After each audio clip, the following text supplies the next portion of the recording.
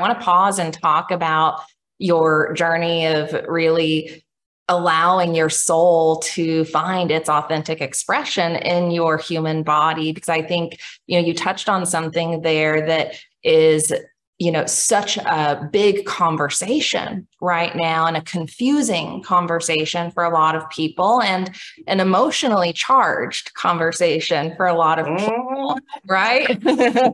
to put it lightly. Right. You talked about the polarity, right, that we're operating with as humans in this dimension. And, I think we can recognize, and we talked about this in our last chat, that, that duality is a thing that we understand is programmed, and we're learning how to work with those polarities, the masculine and feminine polarities in our universe.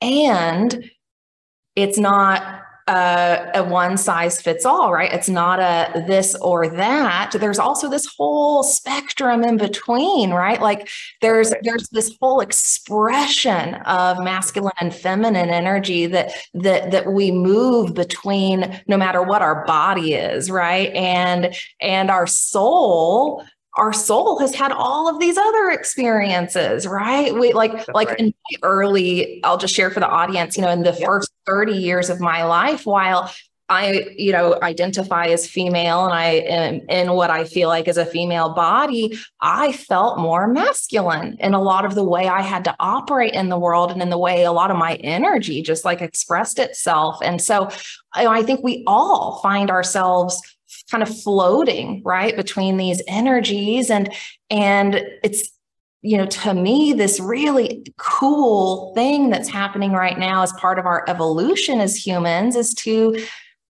accept and welcome and recognize that whole spectrum. So I want to just open that up for you to maybe just talk a little bit more about your journey and, what that's been like for you. Because I also recognize it's probably not been easy, because there's a lot of judgment around this. There's a lot of judgment around gender and how people express themselves in bodies.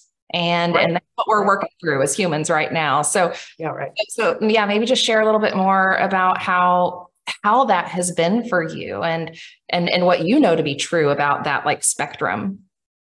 Yeah. Well, you said it. You used the word spectrum, right? Spectrum is the operative word here, and that gender is on a spectrum, if you want to even call it gender, right? So there is science behind this as well. There are plenty of articles you can look at. There's plenty of, studies that have been done as well. That said, let's look at it from a physiological and from a spiritual point of view. One of the best things I've heard lately, I heard this individual who had an MBE talk about this idea of the body as an animal, right? And so if you're thinking about, earthlings or creatures that are born on Earth, right? Not just humans, all creatures that are born on Earth, this is the animal, this is the biological organism that we're using to have this human experience, right?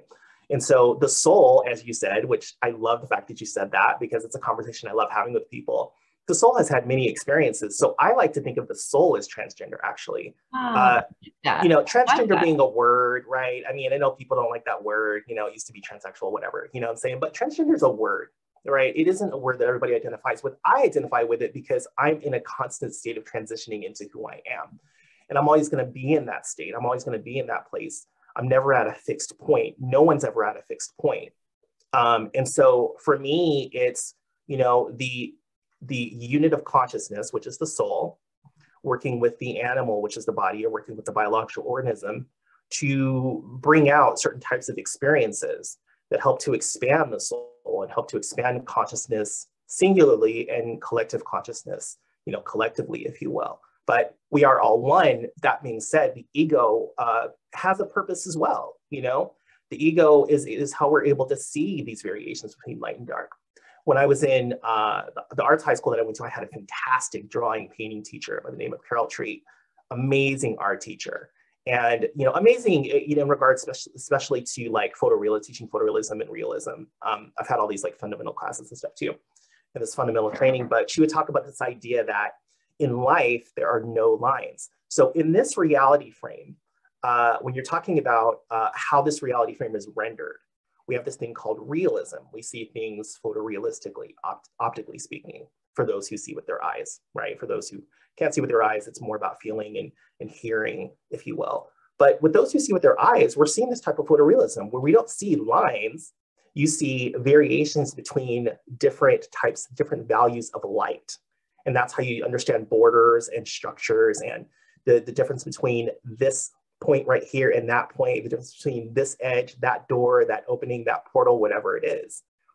And so the fact of the matter is that everything's on this like wide spectrum, and everything is this sort of duality process. We're processing everything through duality. And when it comes to like this idea of good and evil, or righteous and immoral, or whatever you want to say, that is built into culture by way of religion, but also by way of culture in general.